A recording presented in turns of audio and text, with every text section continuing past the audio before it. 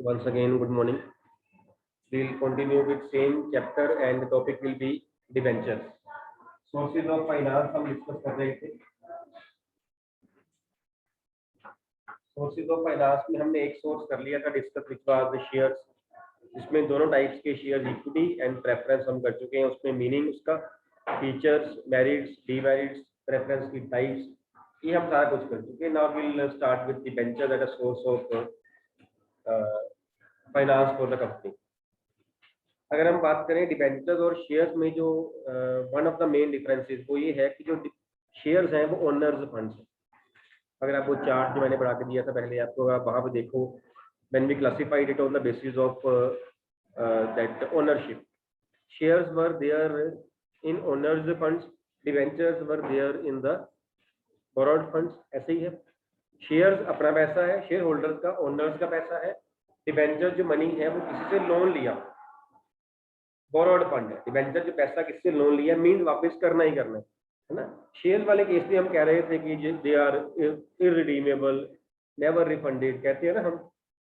Preference share में हमने कहा था एक क्लास है सिर्फ रिडीमेबल, अदरवाइज सारे शेयर्स इररिडीमेबल है. इक्विटी शेयर्स भी इररिडीमेबल है एक्सेप्ट बायबैक ऑफ शेयर्स, हमने ये डिस्कस किया था. डिबेंचर्स जो हैं वो रिडीमेबल ही होते हैं. लोन लिया है भैया, अपना पैसा नहीं है, किसी से लोन लेंगे वापस नहीं करेंगे उसको, क्या नहीं है, ऐसे ही है ना. किसी से लोन लिया है वापस करेंगे. Debentures are redeemable. और एक और डिफरेंस जो है डिबेंचर्स और शेयर्स में, डिबेंचर्स के शेयर्स के ऊपर हम डिविडेंड पे करते हैं, डिबेंचर्स पे हम रिटर्न में क्या पे करते हैं उनको, डिबेंचर होल्डर्स को इंटरेस्ट पे करते हैं. Holder of the shares are known as share holder, holder of debentures are known as debenture holders. कई डिफरेंसेस आगे हम पढ़ते रहेंगे.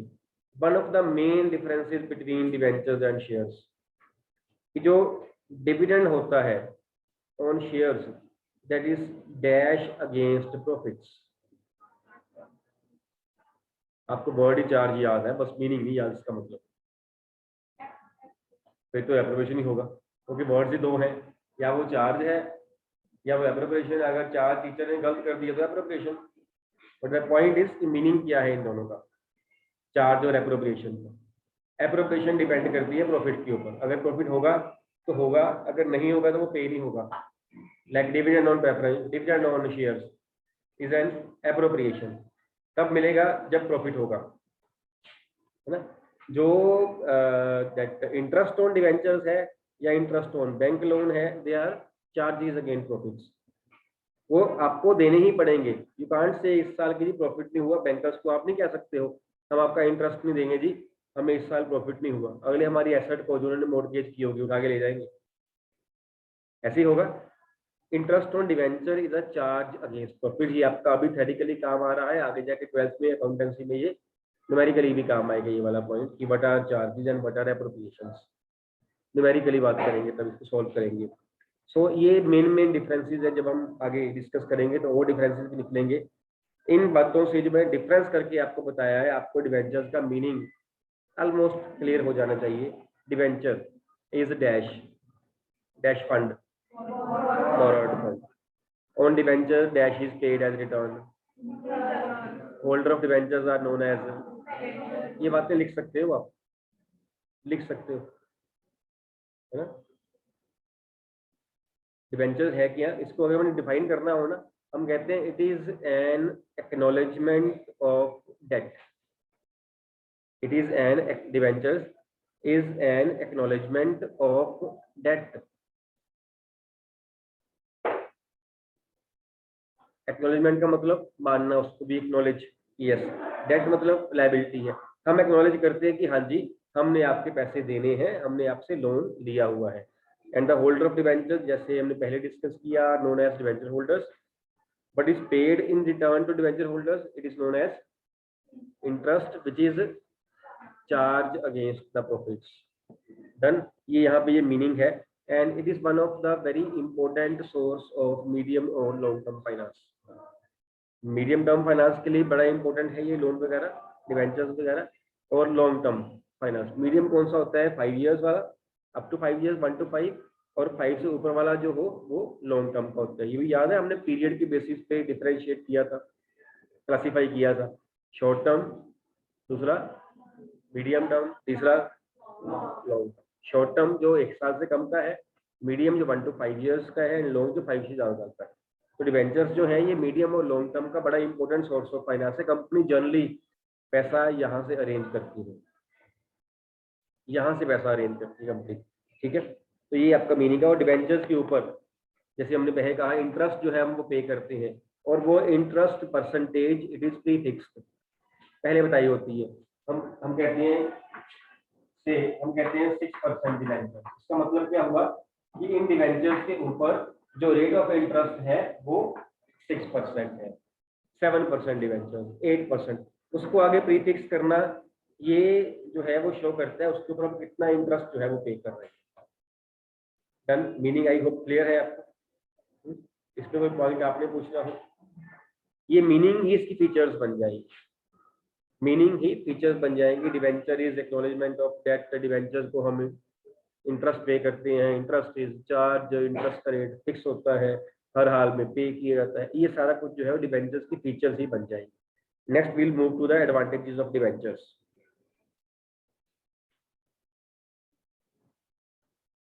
Advantages number 1, control of the company is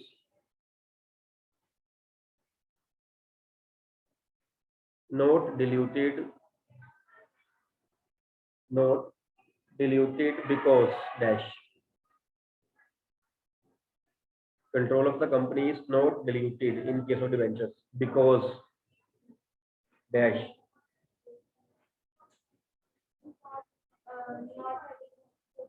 yes, because very good, because debenture holders they don't have any voting rights। अब जब उनके पास voting rights नहीं है तो उनसे कोई नहीं पूछेगा, तो कंट्रोल सारा किसके हाथ में रहा फिर अल्टीमेटली? शेयर होल्डर्स के, इक्विटी शेयर होल्डर्स के हाथ में। Control equity share holders debenture holders को सरेंडर नहीं करते हैं। Control is not surrender to the debenture holder because voting right नहीं है उनके पास। Second, interest paid on debentures is deducted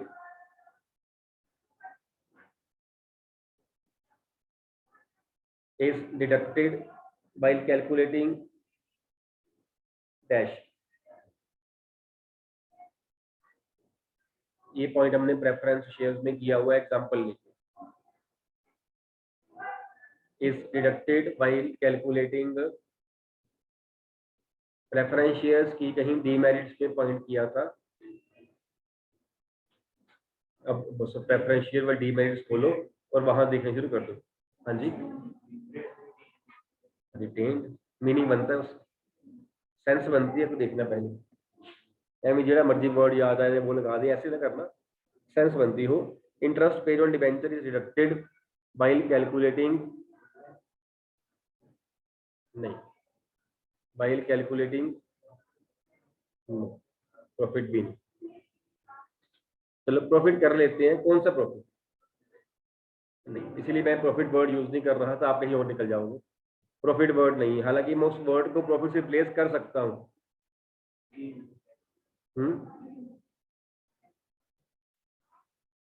अगर आपको याद हो तो मैंने पॉइंट लिया था 100 रुपीज प्रॉफिट है किसी कंपनी का, उसमें से हम 10 रुपए इंटरेस्ट दे देते हैं, taxable income. Yes, taxable income को मैं प्रॉफिट्स के साथ मैं जोड़ सकता था, रिलेट कर सकता था। जैसे ही मैंने यस कहा आप कहीं और निकल गए, इसलिए मैंने कहा प्रॉफिट और इनकम में यहाँ नहीं सेम कर रहा हूँ। For calculating the taxable income of the company. Next, the debentures can be redeemed, the debentures can be redeemed when the company has surplus funds, when the company has surplus funds। ये debentures की advantage है। इससे फिर क्या होगा, इससे क्या फायदा होगा? बहुत ऊंची बोलते हो आप, इतना ऊंची ना बोला करो, पता कि बच्चे डिस्टर्ब होते हैं बेटा, बहुत ऊंची बोलते हो। यस, क्या पॉइंट कह रहे थे? कैसा, कैसे मेरे पीछे कैसा? अच्छा, इतना अच्छा पॉइंट है ना ये वाला उसने बताया, मैं आज करवा नहीं पाऊंगा, 12th में करेंगे हम। अब इसने कह दिया है, पता नहीं इसको पता है उस पॉइंट का हल, पता नहीं, मतलब इसको पता नहीं है पॉइंट का आपने क्या पॉइंट बोल दिया, मैं तो 1 साल के बाद जो आपने बोला, ये याद रखना है इस बात को, ये +2 का पॉइंट है। अगर हम डिवेंचर होल्डर्स को जो पैसा है उसका हम रिटर्न कर देते हैं, है ना, उससे फायदा क्या होगा, उससे क्या फायदा होगा, हमने पैसा डिवेंचर, हमारे पास सरप्लस पड़ा हुआ था पैसा, हमने डिवेंचर होल्डर्स को, हमें इंटरेस्ट कम देना पड़ेगा,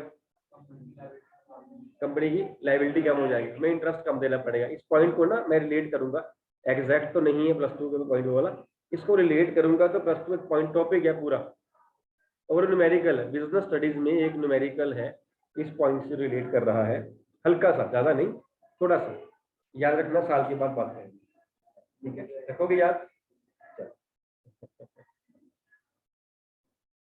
सो इससे क्या बेनिफिट रहेगा, कंपनी की लायबिलिटीज कम हो जाएंगी, कंपनी को इंटरेस्ट जो है वो कम पे करना पड़ेगा, कंपनी के प्रॉफिट्स बढ़ जाएंगे, तो कंपनी का जो प्रॉफिट बढ़ जाएंगे तो शेयर होल्डर को पैसा ज्यादा मिलेगा, है ना। Next, it is suitable method of investment for dash investors. कैसे बोलेगा, बोल्ड कैसे, सिर्फ बोल्ड थोड़ी बोर्ड याद रखना हमको। It is suitable method for investment for, बहुत टाइम पढ़ा बेटा हिमांशी, बहुत टाइम पढ़ा, शुरू हुई क्लास, और कॉशियस इन्वेस्टर्स, और कॉशियस बिकॉज यहाँ पे कम पैसा पे हो रहा है, यहाँ पे प्री फिक्स्ड है, उतना ही मिलना है, पहले ही पता है, तो थोड़ा मिलेगा लेकिन मिलेगा, वो वाला हिसाब है। देन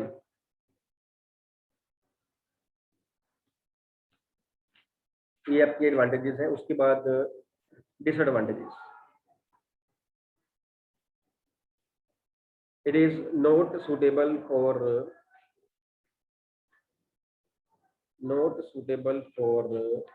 डैश, हाँ जी, और bold investors, yes, it is not suitable for bold investor. देखो एक ही बात है, वो हर जगह घूमी जा रही है, किसी की मेरिट बन जाती है, किसी की डीमेरिट बन जाती है, और यहाँ पे एक और पॉइंट है, इट इज, एक और अगला लिखना point, it is not suitable for common people, not suitable for common people because it's denomination is high, because its denomination is high, means की वैल्यू ज्यादा होती है, शेयर की वैल्यू 1 रुपया भी हो सकती है, फेस वैल्यू की बात करते हैं, 2 रुपये भी हो सकती है, 10 भी हो सकती है, 20 भी होती है, किसी किसी की बहुत कम शेयर की वैल्यू 100 रुपया होती है, बहुत कम, जनरली वो 10 रुपये, 1 रुपये, 2 रुपये होती है, फेस वैल्यू की बात कर रहा हूँ। वो बात अलग है कि 10 रुपये वाला शेयर अब बढ़ के 10,000 का हो चुका हो, बात अलग है, हम फेस वैल्यू की बात कर रहे हैं। मार्केट में हमने कल भी डिस्कस किया था, मार्केट में जब प्रॉफिट्स कंपनी को होती है तो शेयर का प्राइस बढ़ता रहता है, शेयर का प्राइस 10 रुपया है, हो सकता है वो 20 में बिक रहा हो, 50 में बिक रहा हो, 100 में बिक रहा हो, 500 में, तो हो सकता है, शेयर का प्राइस 10 रुपया है उसका, ठीक है, किसी किसी कंपनी के शेयर का प्राइस 100 रुपया होगा, बहुत कम कंपनी में, जनरली यहीं पे होती है, 1 2 5 10, 1 2 5 यहीं पे है।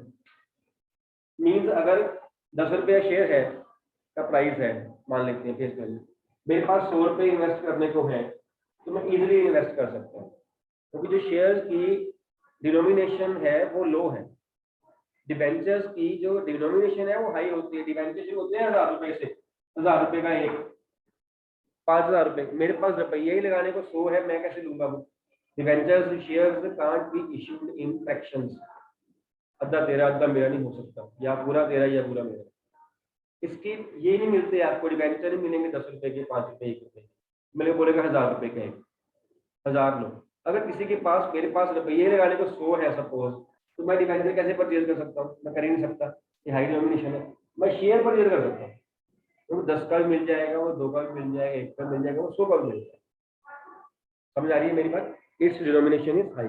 Next,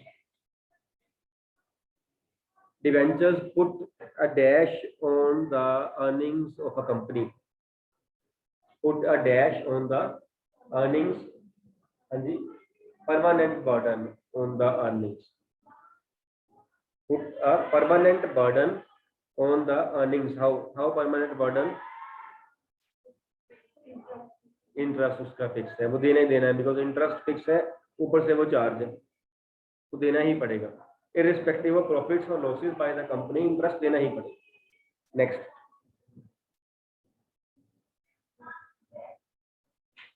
in case of redeemable debentures, in case of redeemable debentures, अब ये कौन से होते हैं रिडीमेबल डिबेंचर्स? हाँ जी, ठीक है, होते हैं जो रिफंड करने होते हैं।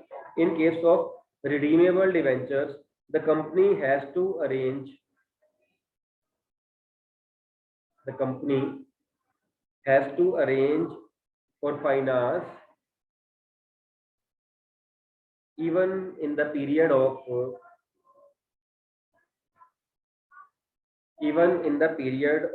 financial difficulties,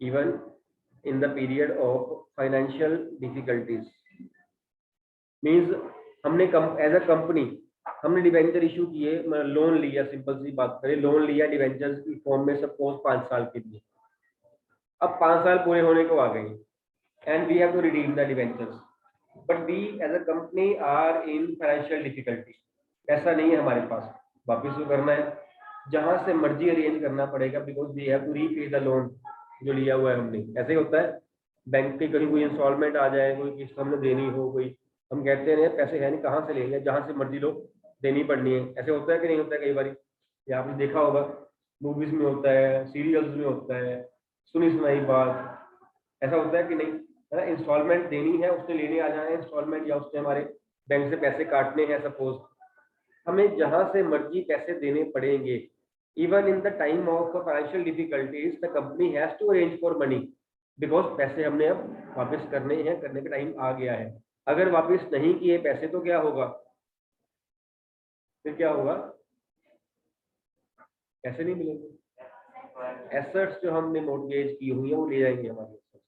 एसेट्स मॉर्गेज क्या होती है? एसेट मॉर्गेज ये नहीं होती उनके पास पड़ी हुई है, एसेट मॉर्गेज चीज हमारे पास ही है, गिरवी रखी है, सिक्योरिटी रखी हुई। मैंने सपोज होम लोन लिया, मेरे होम जो है वो यूज नहीं कर रहा हूँ, एसेट उसके पास मॉर्गेज है, अगर मैंने लोन वापस नहीं किया तो मेरा होम जो है वो खतरे में है। मैंने कार लोन लिया, मेरी कार मॉर्गेज हो, कार गिरवी है मेरी, मैं ये नहीं कि कार वो चला रहे हैं, फायदा क्या मेरे, या घर में वो रह रहे हैं, तो लोन मैंने क्या लिया फिर? नहीं, कार मैं ही चला रहा हूँ, नाम भी मेरे पे ही है, लेकिन साथ में एक वर्ड ऐड किया हुआ है कि इसने लोन यहाँ से लिया हुआ था, उसे कहते हैं हाइपोथिकेशन। ये वर्ड टेक्निकल वर्ड है कि this car has been hypothecated with this bank, उसका नाम लिखा होता है, इसका मतलब ये होता है वहां से लोन आपने लिया हुआ है, जब वापस कर दोगे लोन आप, तो आपका नाम वहां से, अपना नाम वहां से करवा लेगा, और आपके यहाँ पे गाड़ी दोबारा हो जाएगी, घर दोबारा हो जाएगा, इसका मतलब ये है। I hope I am clear, है ना? अगर हमने एसेट को मॉर्गेज किया हुआ है, हमने पैसे वापस नहीं किए, तो वो एसेट ले जाएंगे हमारी, और पैसे हमने हमारे वहां से रिकवर कर लेंगे एसेट को बेच के। इसलिए even in the time of financial difficulty we have to arrange the money, करना पड़ेगा ना, तो हमारी एसेट गई नहीं तो। ठीक है, and last point of demerits, with the issue of debentures,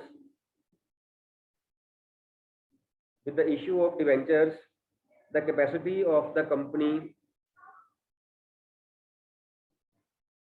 to borrow further funds decreases. The capacity of the company to borrow further funds decreases.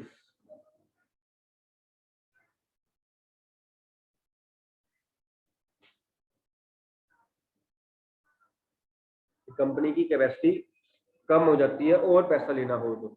अगर सपोज मैंने 2 बैंकों से लोन लिया हुआ है, मान लेते हैं, उसको मैं अपनी बैलेंस शीट में भी दिखाई रहा हूँ, कोर्स 2 बैंकों से लोन लिया हुआ है, अब मैं तीसरी बैंक के पास गया लोन लेने के लिए, तो बैंक मेरे ऐसे लोन दे देगा मेरे को, मैं बोलूँगा लोन दे, उन्होंने कहा लोन, ऐसे हो जाएगा क्या? नहीं ना, तो पहले मेरी वो बुक्स ऑफ अकाउंट्स चेक करेगा, मेरी प्रॉफिट लॉस की स्टेटमेंट चेक करेगा, मेरी बैलेंस शीट चेक करेगा, मेरी एसेट्स कितनी है, मेरी लायबिलिटीज कितनी है, मैंने कोई पहले तो लोन लिया हुआ, अगर मैंने 2 जगह से लोन पहले ही लिया हुआ है तो बोलेगा 2 जगह से तूने लोन पहले लिया हुआ है, अब तू एक जगह पे और लोन लेने आ गया तो बैंक विल हेजिटेट, देगा नहीं जल्दी मेरे को लोन को, या आप इन टर्म्स कंडीशन वो थोड़ी सी डिफिकल्ट रखेगा मेरे लिए, या मेरे से इंटरेस्ट ज्यादा चार्ज करेगा, मतलब वो नॉर्मल कंडीशन से मेरे को लोन नहीं देगा। जब मैं एक लोन ले रहा हूँ तो मेरे लिए आगे पैसा और बोरो करना डिफिकल्ट बन जाएगा। डिबेंचर जो है वो आपको आगे पैसा बोरो करवाने में आपके लिए डिफिकल्टी पैदा कर देते हैं, क्योंकि आपने पहले ही लोन लिया हुआ है, कहीं और से पैसा आपको चाहिए होगा तो नहीं मिलेगा, बिकॉज लेंडर ये देखेगा कि आपने तो पहले ही डिबेंचर के पैसे पे करने हैं, ये ना हो कि आपने उसके भी पे करने हो, मेरे भी पे करने हो, मेरा कहीं पैसा ही ना डूब जाए। लेंडर देखेगा ना, क्योंकि लेंडर को अपना पैसा सेफ चाहिए, प्लस इंटरेस्ट सेफ चाहिए। ठीक है, तो जब आप डिवेंचर्स इशू करोगे, डिवेंचर से लोन ले लोगे, मींस उस केस में आगे कहीं लोन लेना हो तो आपके लिए मुश्किल हो जाए। ठीक है, these are the demerits. Next is the types of debenture.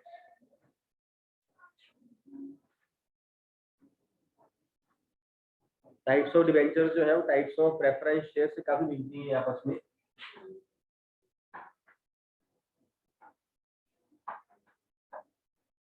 Types of debentures first लिखिए,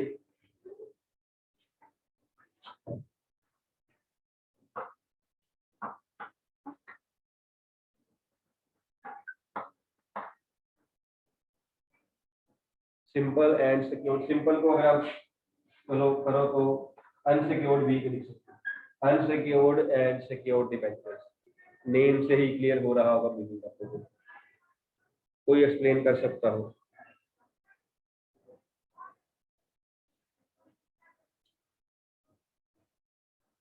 नेम से ही बड़ा इजीली आंसर आ रहा है। हाँ जी विश्वजीत।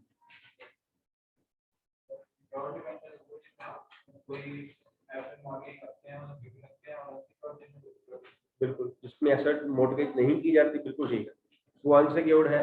जिसमें एसेट मॉर्गेज की जाती है वो सिक्योर्ड है। और आजकल अनसिक्योर्ड डिवेंचर जनरली नहीं पाए जाते हैं, कोई भी डिवेंचर होल्डर जो है हमें लोन नहीं देगा बिना सिक्योरिटी के, उसका रिस्क बढ़ जाएगा। ठीक है, तो डिवेंचर आजकल सिक्योर्ड ही होते हैं। Second second class is bearer and registered debenture. Bearer word आपने सुन लिया होगा या कर लिया होगा आज, यह है कहीं कैश बुक में। बेरर चेक आया नहीं कहीं वर्ड, आया नहीं कि सुना ही नहीं आपने, डेफिनेटली आया हो।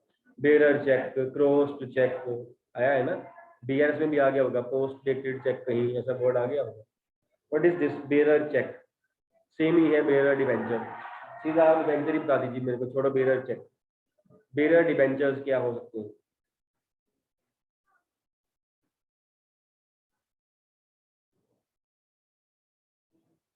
नहीं बताना? अक्सर मैंने नहीं बताना, ये गेस तो नहीं चाहता नहीं। चलो, रजिस्टर्ड डिवेंचर्स ये वो होते हैं जिसके ऊपर डिवेंचर होल्डर का उसका नेम, उसका एड्रेस वगैरह सब डिटेल लिखी होती है। रजिस्टर्ड, जिसके ऊपर ना लिखी हो वो बेयर। जिस सर्टिफिकेट के ऊपर, डिवेंचर के ऊपर, जैसे सपोज ये आपका डिवेंचर सर्टिफिकेट है, ये वाला, इसके ऊपर कंपनी का नाम वगैरह होगा, डेट ऑफ इश्यू वगैरह होगी, कंपनी का लोगो होगा, जो भी। अगर आपका यहाँ पे नेम ये आपका है, आपका एड्रेस, आपका फोन नंबर, आपकी मेल आई सब डिटेल लिखी हुई है यहाँ पे, कि कितने कितने क्या वो लिखा होगा, तो दूसरे को लिखा होगा। अगर आपका नेम मतलब लिखा हुआ है वहां पे, आप मीन्स डिवेंचर होल्डर, तो that is registered debenture. Bearer debenture में नेम नहीं लिखा होता, डिवेंचर ही है। जैसे करेंसी नोट है वो 100 रुपए का, अगर वो मेरी पॉकेट में है तो मेरा है, अगर मेरा गिर जाए, आपके हाथ में आ जाए, आपको पता ही नहीं वो किसका है, तो अपना ही है, फिर तो आपका हो जाएगा वो। नहीं, ऐसे ऐसे ही है ना। Currency risky type of investment, संभालना बहुत पड़ता है इसमें। रजिस्टर्ड में नाम लिखा हो, अगर गुम हो जाए सपोज, तो या तो वो मिल जाएगा, दूसरे बंदे के काम का नहीं है, या फिर मैं डुप्लीकेट इशू करवा सकता हूँ कंपनी से कि मेरा गुम हो गया, मेरे को और दे। बेरर डिवेंचर्स आजकल नहीं होते। नहीं, ठीक है। Next, redeemable and irredeemable.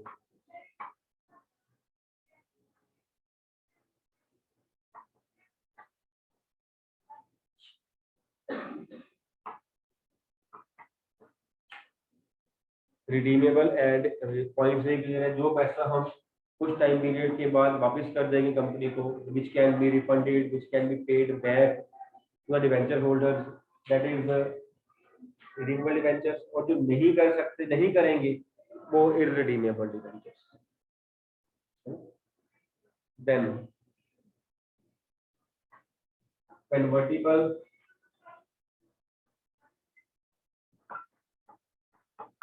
And non convertible debentures, ये क्या होंगे? जो कुछ टाइम पीरियड के बाद शेयर्स में कन्वर्ट हो जाएंगे, दे आर कन्वर्टिबल। एंड जो कुछ टाइम के बाद शेयर्स में नहीं कन्वर्ट हो सकते, मतलब लाइफ डिवेंचर ही रहेंगे, वो जितनी देर भी वो है, वो नॉन कन्वर्टिबल। वर्ड से ही क्लियर हो रहा है। और ये सेम पॉइंट्स हमने प्रेफरेंस शेयर पहले दिए हुए हैं, ये वाला भी आ चुका है, वहां पे ये वाला भी आ चुका है, ठीक है। देन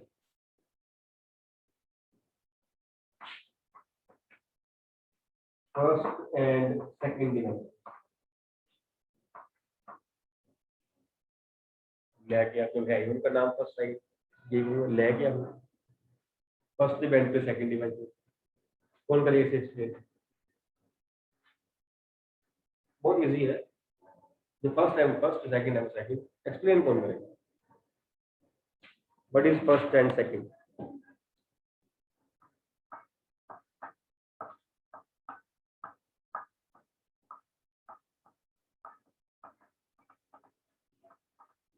बता दो फर्स्ट एंड सेकंड का मीनिंग।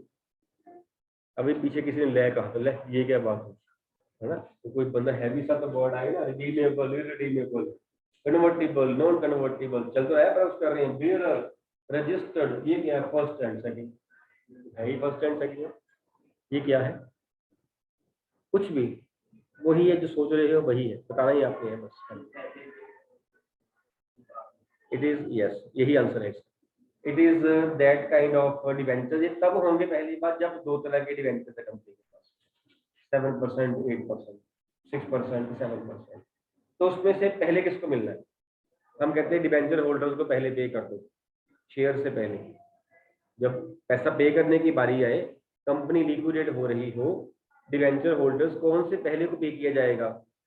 फर्स्ट वाले को पहले पे किया जाएगा, सेकंड वाले को बाद में। ये उस केस पे आएगा जब कंपनी ने दो डिवेंचर इशू किए होंगे, फिर कंपनी को बताना पड़ेगा ये फर्स्ट डिवेंचर है, ये सेकंड डिवेंचर, ठीक है। And last is zero interest debenture.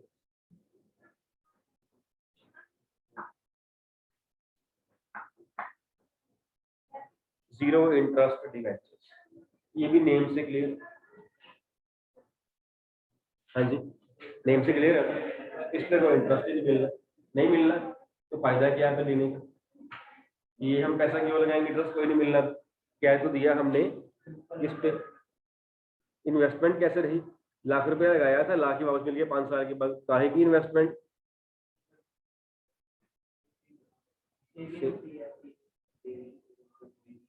वही मिल गई, सेविंग कैसे हुई? अपने पास ही पड़ी थी, किसी को ना दे तो उल्टा हमारे काम आती। मीनिंग इसका यही है, जीरो इंटरेस्ट डिवेंचर। मीनिंग अभी आपने बिल्कुल सही बताया है। पर फायदा क्या है लगाने का भाई, जब इंटरेस्ट ही नहीं मिलना? बंदा इन्वेस्टमेंट किस चीज के, रिटर्न के लिए करता है ना। हम शेयर के पैसे लगा रहे हैं, फिर शेयर की वैल्यू बढ़ जाएगी, एप्रिसिएशन, डिविडेंड मिल जाएगा। डिवेंचर में लगा रहे हैं, जो डिवेंचर में इंटरेस्ट मिलेगा। कहीं और लगाते हैं, बैंक में लगाते हैं पैसा। हम ऐसे ही बाजार गए, बैंक में पैसे उठ के आ गए, हेलो जी पैसे मैं ले लूंगा बाद में, या हम पता करेंगे फलाने बैंक में लगाना है, फलाने बैंक में लगाना है, इंटरेस्ट कहाँ ज्यादा है, यहाँ ज्यादा है, साल के लिए लगाऊं कि 2 साल के लिए लगाऊं, इंटरेस्ट का यहाँ यहाँ हम पहले स्टडी करते हैं ना, क्योंकि इंटरेस्ट मिलना होता है वहां पे। यहाँ वो कहता है मैंने इंटरेस्ट ही नहीं देना, ये क्या बात हुई? फिर हो है क्यों डिवेंचर? फिर तो ये होने नहीं चाहिए थे। लेकिन प्रॉब्लम ये कि है भी, ये है भी, और आपकी भी बात सही है, इंटरेस्ट इज जीरो। ओनर क्या करता होगा? वो उधर क्या करता होगा? मतलब अगर जीरो इंटरेस्ट है, उसको खुद की तरफ से इंटरेस्ट ना देना पड़ता हो, फिर वो उतना ही अमाउंट इन्वेस्ट करेंगे। फायदा आप करोगे? बीइंग एन इन्वेस्टर आप करोगे? 1 लाख रुपए आप लगाओ, बोलेगी 5 साल के बाद आपको लाख मिल जाएगा, आप लाख लगा दो, आप बोलोगे 5 साल, मैं तेरे को 5 मिनट के लिए ना दूं ऐसे बोलोगे ना, कोई फायदा नहीं है। पर ये है, इसमें क्या है एक्चुअली, जो ये जीरो इंटरेस्ट में इंटरेस्ट कोई नहीं मिलता, लेकिन जो चीज जो डिवेंचर है आपको वो डिस्काउंट पे मिल जाते हैं। अगर सपोज लाख रुपए के डिवेंचर है, लाख रुपए के डिवेंचर है, वो बोले कंपनी बोलेगी 10% डिस्काउंट, कि जब कंपनी आपसे लोन लेगी तो 10% माइनस करके मीन के 90,000 लेगी, लेकिन जब आपको वो रिडीम करेगी तो वो लाख रुपया रिडीम करेगी। आपने लोन दिया कितना कंपनी को, बीइंग डिवेंचर होल्डर, आपने कितना पैसा दिया कंपनी को लोन की फॉर्म में, 90,000। 5 साल के बाद, 2 साल के बाद कंपनी का रिटर्न कर रही है 1 लाख रुपया, तो 10,000 रुपया जो है वो आपकी इनकम उल्टा पहले आ गई आपके पास। हमने लाख की इन्वेस्टमेंट है दिया, हमने कितना 90,000, लाख बाद में मिल जाएगा। फॉलो कर रहे हो? इंटरेस्ट नहीं मिलेगा। Difference between this is we can say debenture value, redemption value कह सकते हैं इसको, फेस वैल्यू कह सकते हैं। This is issue price, issue price, this is face value. The difference between issue price and face value is known as discount, and this discount only is the return for the debenture holder. उसको interest नहीं मिलता है, यही उसको चीज जो उसने कम पैसे दिए उतने ज्यादा मिल जाते हैं बाद में उसकी वही return. Then these are the types of debentures. और डिवेंचर इसके साथ आपका जो है टॉपिक कंप्लीट, मीनिंग भी हो गया इसका, फीचर्स भी हो गई है, टाइप्स भी, मेरिट्स भी और demerits. Anything you want to ask?